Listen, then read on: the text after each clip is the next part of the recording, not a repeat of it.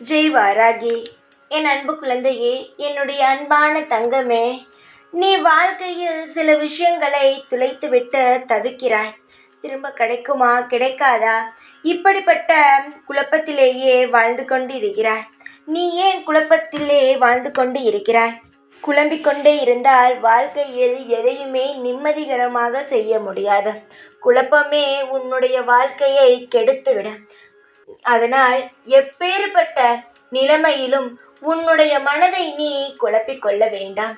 சிந்தித்து எதுவாக இருந்தாலும் செயல்படு. கஷ்டமே வந்தாலும் அதை ஒரு நல்ல ஒரு விதமாக பார்த்து அதிலிருந்து நாம் எப்படி வெளிவரலாம் என்று யோசி. ஒன்று அனைவருமே தெரிந்து கொள்ளுங்கள், கஷ்டம் என்று ஒரு வார்த்தை வந்தவுடன் எந்த ஒரு நபரையும் தேடாதீர்கள். கஷ்டத்தை இவனாவது எப்படியாவது என் வாழ்க்கையிலிருந்து எடுப்பானா என்று யாரிடமும் போய் உதவிகளை கேட்க வேண்டாம். தங்கமே, உதவியை கேட்காதே. நீ எப்பொழுதும் உதவி கேட்கும் இடம் தெய்வத்தோடு இருக்க வேண்டும்.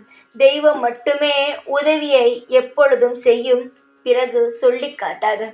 ஆனால் மனிதனாக இருப்பவர்கள் அனைவருமே உதவியை செய்ய மாட்டார்கள். அப்படியே செய்து விட்டாலும் அடுத்த நொடி சொல்லி காட்டி அதன் மூலமாக சிரித்து சந்தோஷப்படுவார்கள். நீ எப்பொழுதுமே தெளிவாக இருக்க வேண்டும். யாருடைய உதவியையும் எப்பொழுதுமே நீ நாட வேண்டாம். அதுவே உன்னிடம் ஒரு உதவி என்று ஒரு நபர் வந்தால் செய்யலாமா வேண்டாமா என்று ஒரு முறைக்கு 100 முறை யோசித்து நீ யாருக்காக இருந்தாலும் உதவியை நீ செய்து வா. தங்கமே, நீ என்னுடைய குழந்தை. உனக்கு உதவி செய்ய நான் இருக்கிறேன். யாருடைய காலிலும் போய் நீ நிற்காதே. நீ என்னை தேடி வந்து விட்டாய். என்னை நீ சரணாகதி அடைந்து விட்டாய். திரும்பி எதற்காக பயம்? எப்பொழுதுமே இந்த வாராகி உன் கூடவே இருப்பேன். ஜெய் வாராகி.